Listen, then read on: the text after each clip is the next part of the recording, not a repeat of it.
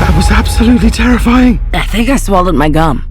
Smurfs. I'm James Cordon, and I play a Smurf called No Name in the Smurfs movie. I can just remember so many memories, or moments rather, growing up where it was just on in the corner of the room, and Gargamel, and this notion of these little blue characters who are so well defined. It's an incredible thing how it's kept going and retained relevance. So I'm very honoured to be part of it. My children are aware that I'm a Smurf.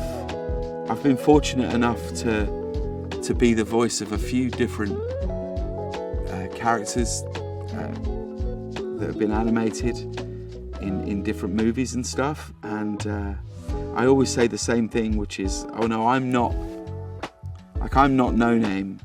He just needed to borrow my voice for the purposes of this film. No Name is called No Name Smurf because he hasn't found his thing. He hasn't found his role. He hasn't found the thing that he is good at or meant for. And that's really kind of the real big crux of the story of the film, really, which I think lots of people can identify with, that feeling of not knowing quite why you're here, not knowing what you're meant for, not knowing what is the thing that you're going to do, particularly when you're surrounded with lots of friends who all have their absolute role and they know exactly what they're destined to do and be. And No Name is so kind of lost, really, that he's just called No Name Smurf, and the film really becomes a quest for him to try and find what is his thing. No Name's relationship with Smurfette is a really lovely relationship between the two of them, and she's his ally and confidant, and is the person that tells him it's going to be okay and not to worry about this, and she helps him on this quest to find what it is that he is meant to do. She gives him some tough love at points, and she's also a brilliant singer because it's Rihanna. There's so many people who I just love and admire who are doing voices. I mean, John Goodman is quite a hero of mine, but everywhere you look, really, Dan Levy, Natasha Leon, Hannah Waddingham, Rihanna, like, it's everywhere you look, there are quite extraordinary people, but it's also quite a strange experience when you do a film like this, because you really just do it completely on your own. It's just really you and Chris, the director. I think the reason the Smurfs just have this continual, extraordinary sort of success and relevance is fundamentally, it plays into something that I think we all appreciate and love, which is the notion of a found family. So any time where there's a notion of a found family doing something together, that makes it really special. So all of these characters within this family are very, very defined. They're so defined that there's Grumpy Smurf, and there's this Smurf, and that Smurf, and Happy Smurf, and all these things. But really, it's a found family. It's a collection of characters who all love and support each other. And that's really the ingredient that is there in so many great family films. These characters are people that are brought together, and together they solve something. And that's, I think, why they've always been popular. I also think they're so definable by what they look like, that wherever you are in the world, you could take a photo now of a Smurf. You could go all over the world and you show it to someone, and I reckon my hunch is that 3 in 5 people would know exactly what they're looking at. And that's quite amazing. I think it's important to watch it in a movie theatre because there's something magical about sitting in a room with 50 other people or 100 other people. Like, these are the only things that really remind us that we're all just human beings. I think it's really important on a deeper level to give your children those moments where the screen isn't just there and you can skip out of it, or I don't like it, it's gone. What is a Smurf? I mean, it's an impossible question, isn't it? Honestly, I don't know. I don't know what they are, but I know I like hanging out with them, and I know I like being the voice of one. But in terms of what it actually is, that's like such a deeper thing. The most fun about doing films like this is getting to watch them with your kids or nieces and nephews and the like. That's the most fun, you know? Those are the things that I really like. And the amount of children who will like hear my voice in places, it's a real thrill it's a real thrill to make something that you think is really fun, that you're really proud of, that people's kids can watch and enjoy. It's lovely. It's a privilege. Hi, my name is Sandra Oh, and I voice Moxie Smurf. I was happy to get the call to see if I wanted to voice a Smurf because I grew up with the Smurfs. I grew up in Canada, so I have a distinct memory of going to the library in my primary school and reading the French large format books of Les Schtroumpfs.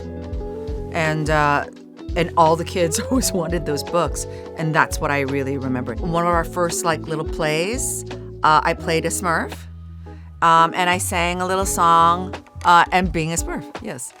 I mean, I have pretty deep cuts OG Smurf watcher and reader. I play the character of Moxie Smurf, who kind of helps our main band of Smurfs get to their next destination when they reach Paris. And I would say the thing that I really love about Moxie, which I was so pleased when I actually saw what she looked like, is that Moxie has a red hat. And if you know Smurfs, that means something. I really love doing animated films. I love lending my voice to animated films. I find it a really interesting art form. I find it extremely freeing. And I do have quite a bit of experience with it at this point. And just coming in here, throwing down some Smurf lines. And also because I do have a special place in my heart for Smurfs, it's great to be a part of. My name is Dan Levy and I play Joel in this gorgeous film.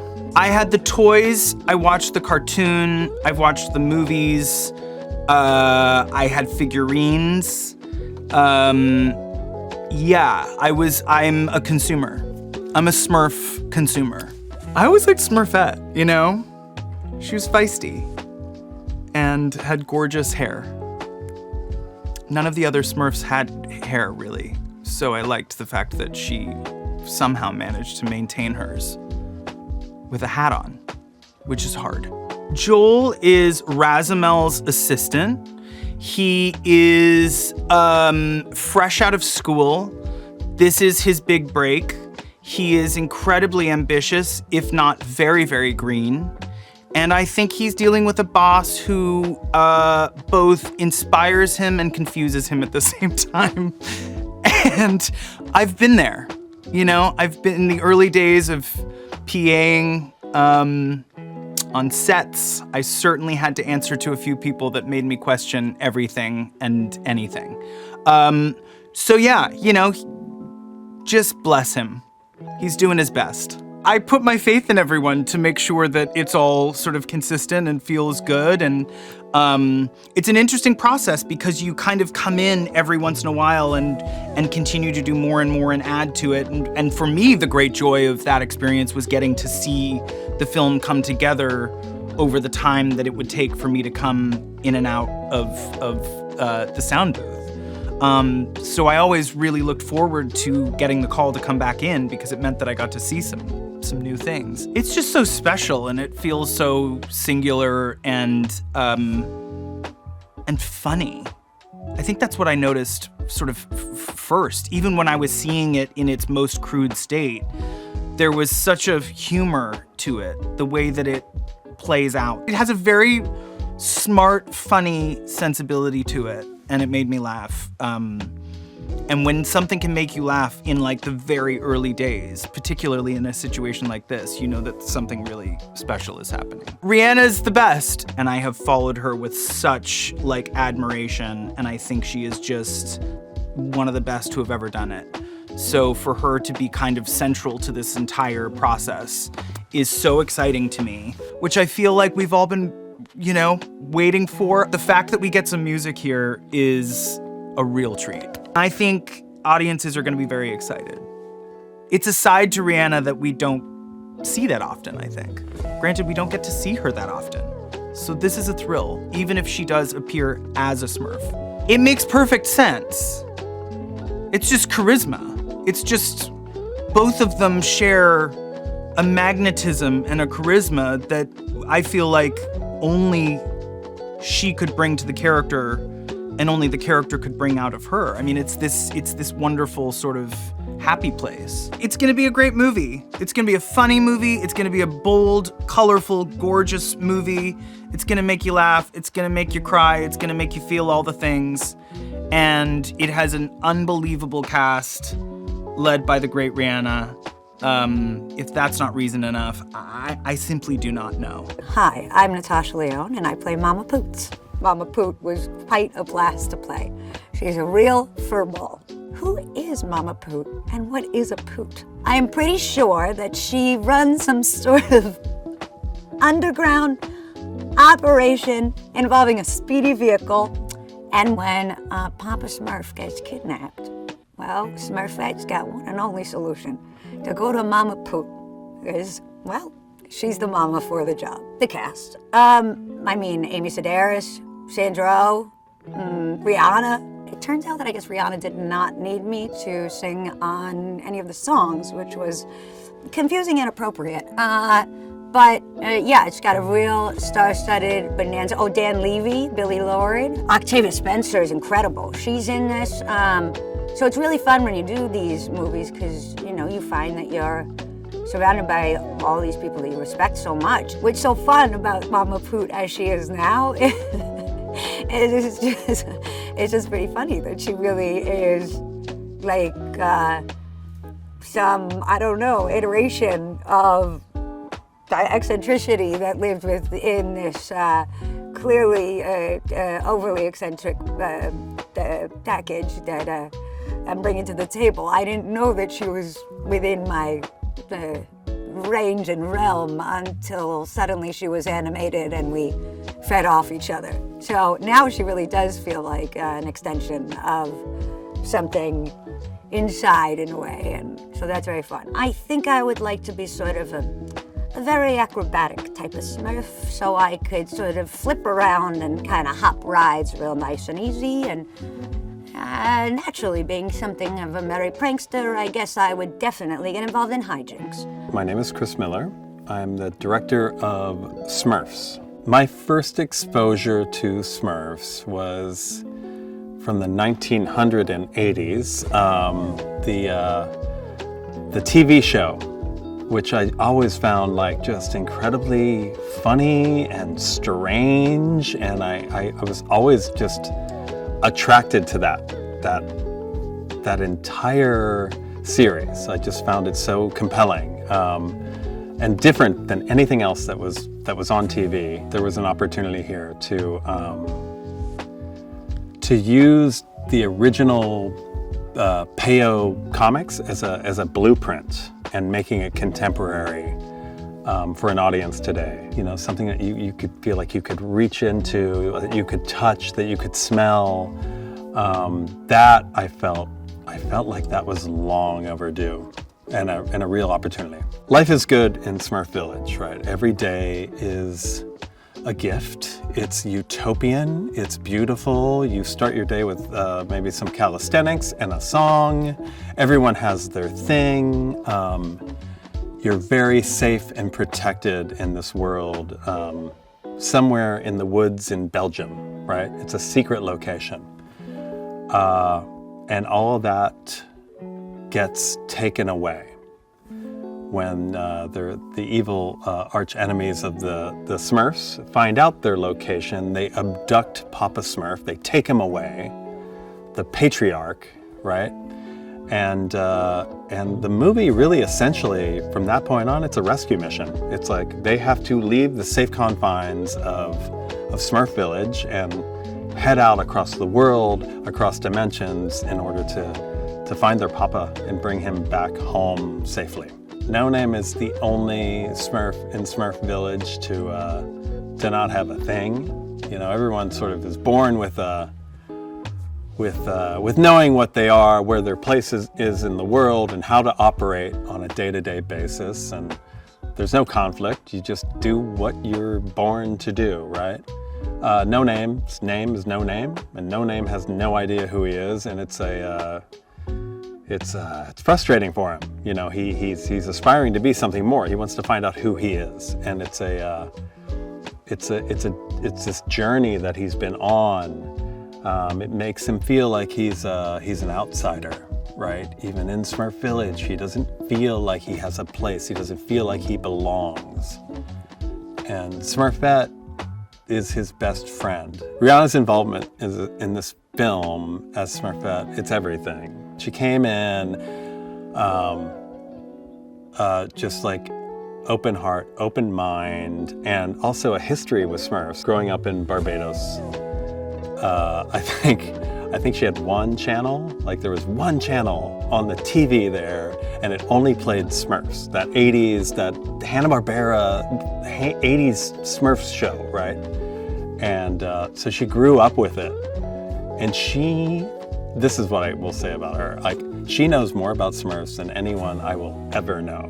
It's very meaningful to her past. She's so singular in her vision, in her messaging, with her voice. She's an incredible artist, and she can take anything, right, and just make it her own. And you know, she's insistent on making it her own. And that's what gives her just such a strong individual style and take, you know. I suspect she's a bit of a perfectionist when it comes to that, you know, and really, really dials in on every note and every beat and every bit of expression, right? She zeroes in on it, but at the same time, when she creates something, it's free form and free thinking, and it's liberated, and what she's bringing to the film, what she's created musically is exceptional. You know, it's singular, it's her voice. John Goodman as Papa Smurf to me is a blessing and a half. It just feels so right. And Nick Offerman is brilliant and funny and smart. There, I just said it like Nick, smart. Kurt Russell, what a joy that he's in this movie, that he's a part of the team. Hannah Waddingham is absolutely astounding actor. Octavia Spencer is a joy and brilliant, and once again, like, understands humor and can deliver the funny. Dan Levy is so good as Joel, the assistant in this film. He's hysterical to me. James Cordon just brought so much depth to the character of No Name. He brought his singing voice, which it performs a song that I think is extraordinary. Amy Sedaris is just that's a treat. Amy plays a magic book called Jaunty Grimoire.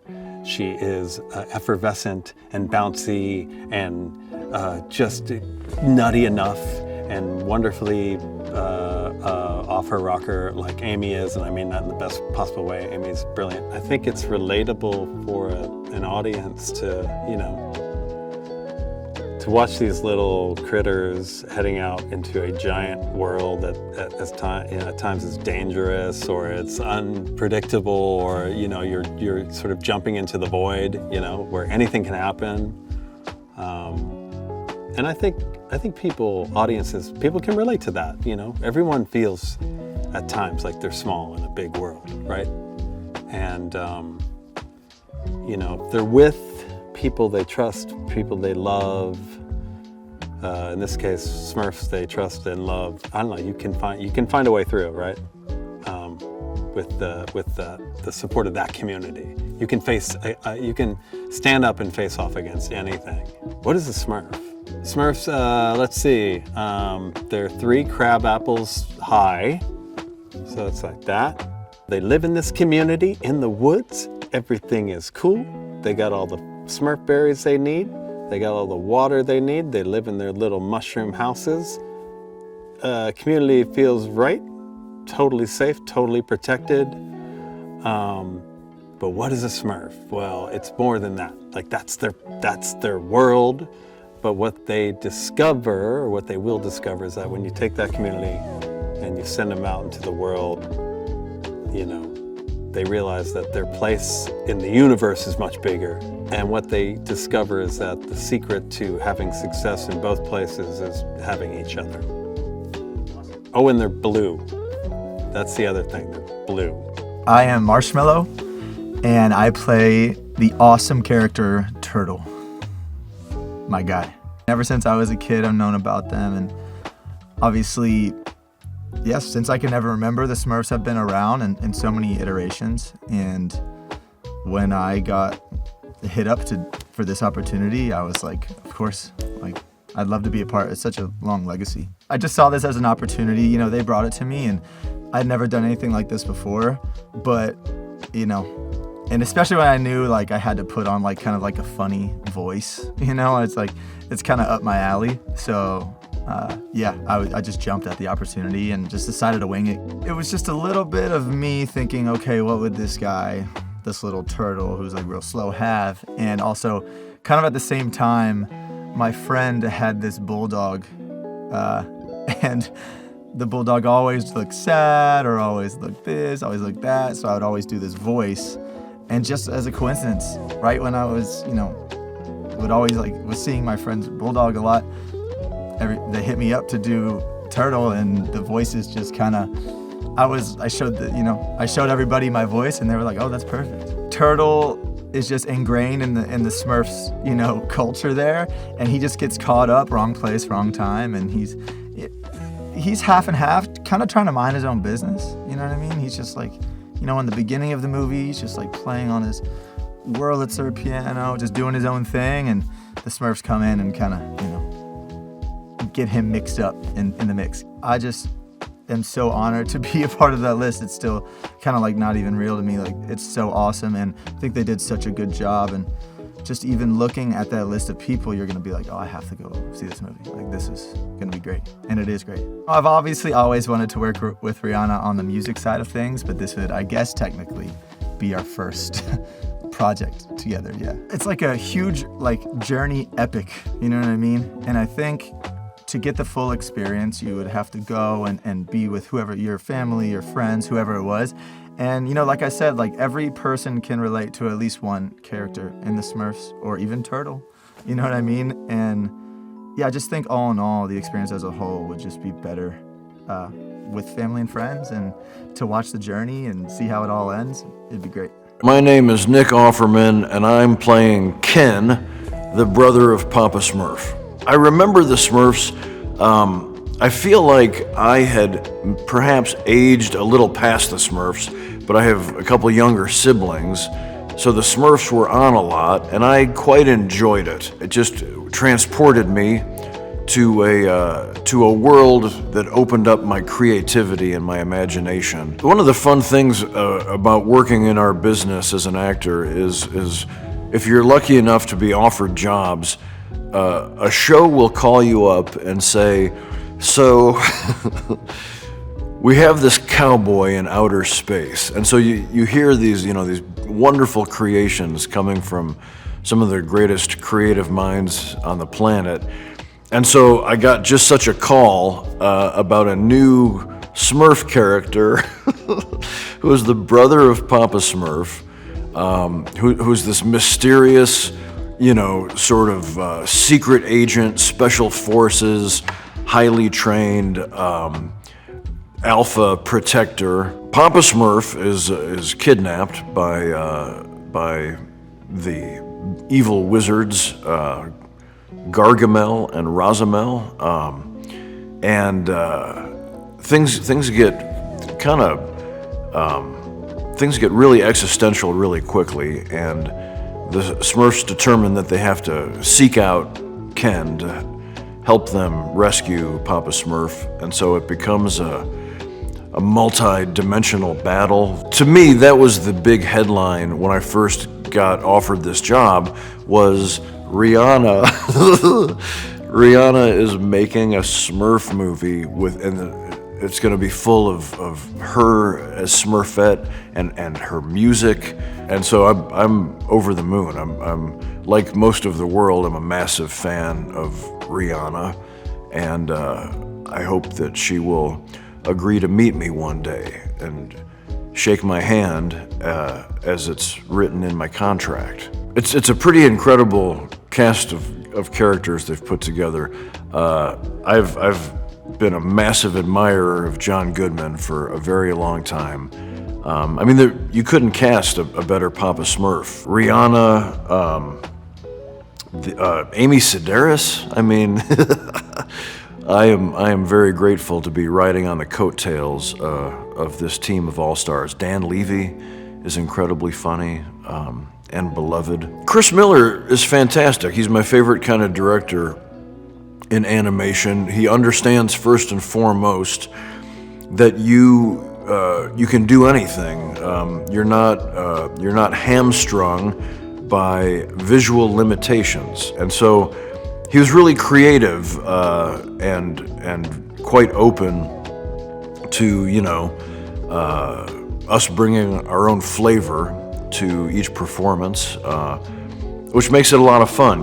As you're reading through scenes and creating these moments, whatever the writing sort of inspires in you, you end up then adding little riffs and trying to add some jazz here and there. A movie like The Smurfs, with the music and the visual spectacular extravaganza that it has turned out to be, it makes it, to me, a requirement to see it in a theater with people roaring with laughter. It's a huge party that is just elevated. It's way better to see it. It's like the spectacle of a circus.